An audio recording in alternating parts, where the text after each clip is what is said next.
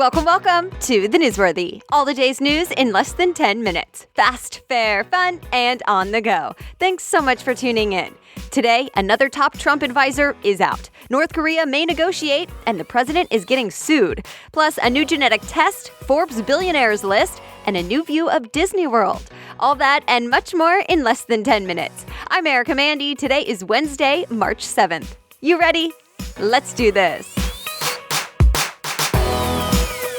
Another one bites the dust. President Trump's top economic advisor, Gary Cohn, is the latest high-profile person to say he's leaving the administration. He's resigning. The White House says there's no one particular reason, and rumors have circulated that he's been talking about possibly leaving for weeks now. But the Wall Street Journal reports some frustration is there around the new steel and aluminum tariffs President Trump is planning to put in place. Cohn has apparently never liked the idea. So who gets that economic advisor job next? TBD. North Korea's leader is willing to negotiate with the U.S. after all. That's at least what South Korea said. Kim Jong-un reportedly told officials in the South that he would consider stopping all nuclear and missile tests, that North Korea would denuclearize if the military threat to the North went away.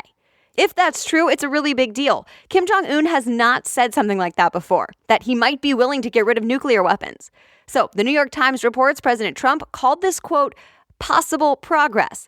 That maybe this is false hope, but if not, great, he's open to talking.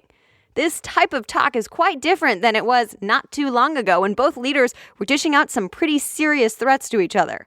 South Korean officials are now expected to take a trip to D.C. this week to explain in detail what they heard from North Korea. Many people are still skeptical. Stay tuned. Stormy Daniels is suing the president. She's the porn star that was allegedly paid to keep quiet about an affair with President Trump before he was president, but after he was married to Melania. In the lawsuit, Stormy Daniels says she was ready to go public with her story in the weeks before the election, but that she was paid $130,000 to keep quiet. She says that so-called hush agreement is now not valid. Why? The Washington Post reports she says the president never signed it. And there's more. The lawsuit claims President Trump may have violated election law. But Trump's lawyer has said in the past the payment was definitely legal and that he, the lawyer, used his own money for it. No comment from the White House about the lawsuit, at least as of early this morning. The federal government is suing the state of California. NBC News says the Justice Department is suing because it says Cali helps protect undocumented immigrants and makes it harder for federal agents to do their jobs. In other words, California has passed state laws that provide a sanctuary from the federal immigration crackdown. You may have heard that term before, sanctuary city. Well, California officials say they are not backing down from this one. The teacher strike in West Virginia is now over, for real this time. Lawmakers passed a bill to give not just teachers, but all state employees, including teachers and the school staff that have been striking, the 5% raise they've been asking for. Remember, thousands of teachers across the state of West Virginia were on strike for 9 school days in a row, so students just weren't going to class. And last week, the governor thought they had reached a deal, but lawmakers didn't go through with it. So the strike went on until now. The plan is to be back in school as soon as today. Parts of the Northeast are getting ready for yet another winter storm, the second one in a week. And again, the Weather Channel says some airlines are now telling people to go ahead and change their flights, and they won't have to pay those typical fees. Some predictions say this storm could bring more than a foot of snow along with high winds.